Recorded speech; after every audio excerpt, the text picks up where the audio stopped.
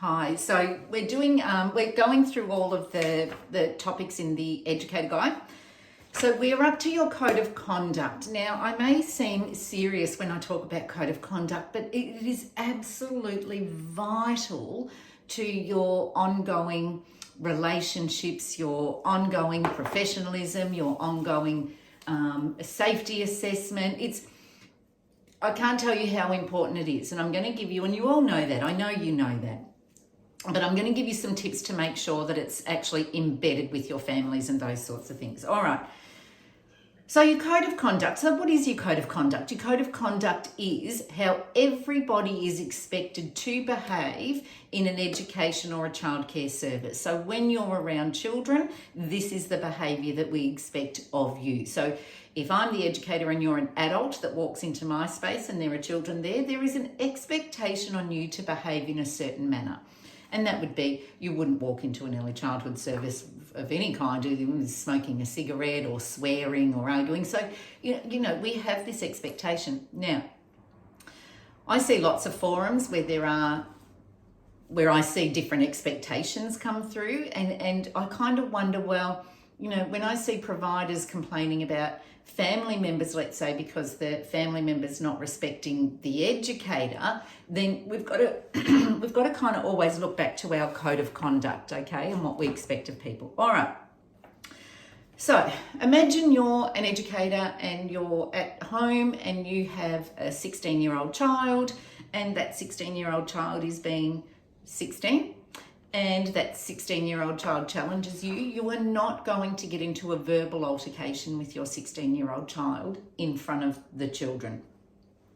So you would have to say to your 16-year-old, look, I can't do this right now because I'm responsible for the children. We don't want the children to see that. So your 16-year-old has to be on board with you. And look, 16 is 16, and you know, our partners are our partners and our housemates are our housemates, and there's all sorts of behaviours that we as providers providing from home need to consider, okay? So your 16-year-old, when you first start this, and as an ongoing reminder, this is your workplace. If there are children present, there is an expectation that nobody impedes on your professionalism, that nobody impedes on your job.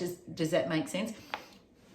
Families are always going to get in the way of certain things, and that's one of the beautiful things about providing an education and care service from home, is that we can be close to our families. So your 16-year-old comes home and they are upset or distressed about something, you know that, you know that, so you are plugged into your family, but you just can't deal with it now, and your 16-year-old needs to know that. Does that make sense? So part of that is conditioning everybody into what your expectations are of them. So let's go to families now for a second. So you're the educator, you enroll a new family.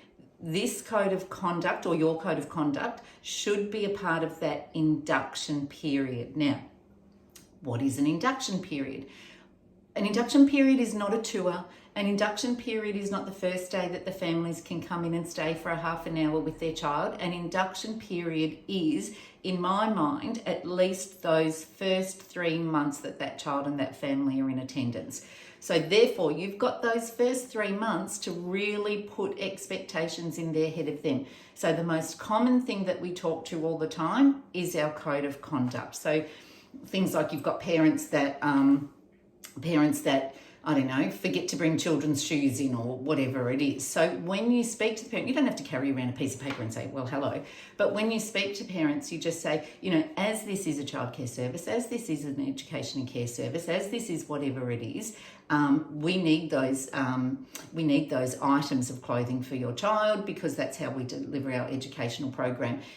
You can find the code of conduct somewhere, or you could also say something like, do you remember when I went through the code of conduct with you? So always have this handy, but always have it in the front of your mind and speak through this. One of the things I'm always saying is, you know, you're not saying, oh, it's Jodie's opinion that your child should have shoes. No, you're not saying that. You're saying it's part of our policy that we have shoes in order to keep everybody safe. So as part of our code of conduct, meeting the requirements, this is what I need you to do. So if you speak that language all the time, you'll find that those behaviours of parents not forgetting, of forgetting things, of parents, not respecting your policies. Those, you'll find that behaviour can kind of dwindle out, if not completely go away. So that's the goal of your code of conduct, and you want the code of conduct embedded. So your code of conduct is really simple stuff.